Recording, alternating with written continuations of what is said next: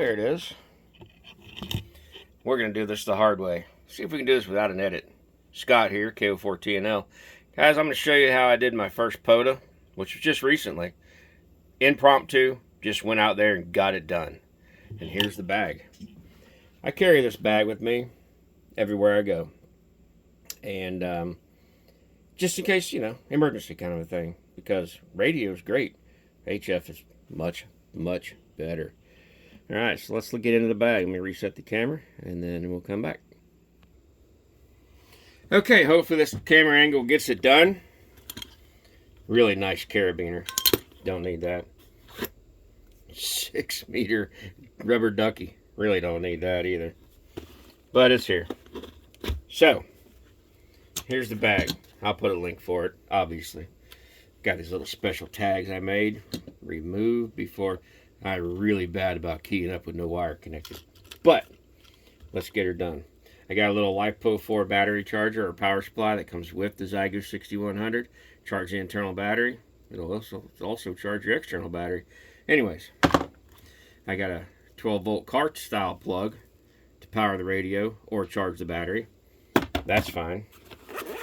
I got a Bioenno battery, 6 amp hour. Plug in there, all connected, ready to rock and roll. That's great. That'll give you your 10 watts, in case you guys don't know about the Zygo. If you don't know about the Zygo, go to Temporarily Offline, I think, Steve. Go to his channel. Look up the Zygo 6100. It's got a lot of good information about it. So, the Zygo 6100. Here it is. Awesome radio.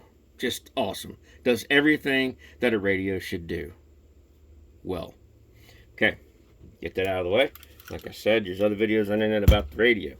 What's in the kit? In the kit is the Chameleon lightweight in-fed half-wave. This little antenna is a gem. 20 feet off the ground on one end, hook it to your radio on the other end, and I'm telling you, on 20, 40, 10, you will talk. Guaranteed. Alright.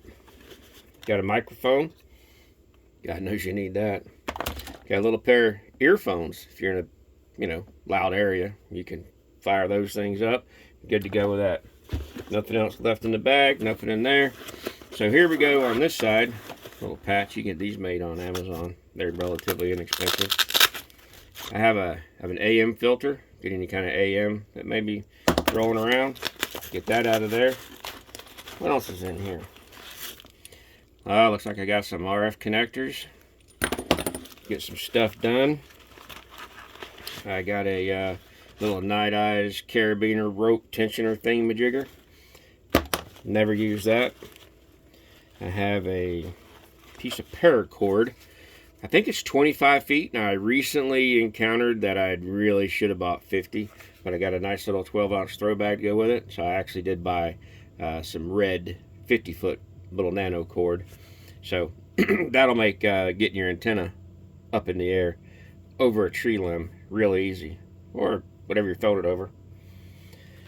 Alright, so I got a 25-foot piece of RG316. This comes from Chameleon with the in-fed half-wave whenever you buy it. So you got that little piece. Now if you're going to be further away than that, then I also include in my kit another 25-foot piece that's all adaptered up, ready to rock and roll, so I can, I can stay in the shade but have my antenna connected elsewhere. Now, notice there's no stake, there's no electric fence stake, which what you would have your unknown, it would be attached like that. Well, I'll tell you what I'll do is I tie it to my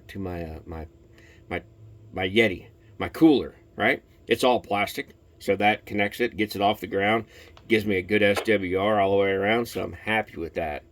So bottom line, guys, when you want to go out traveling, this is the bag. This is the bag.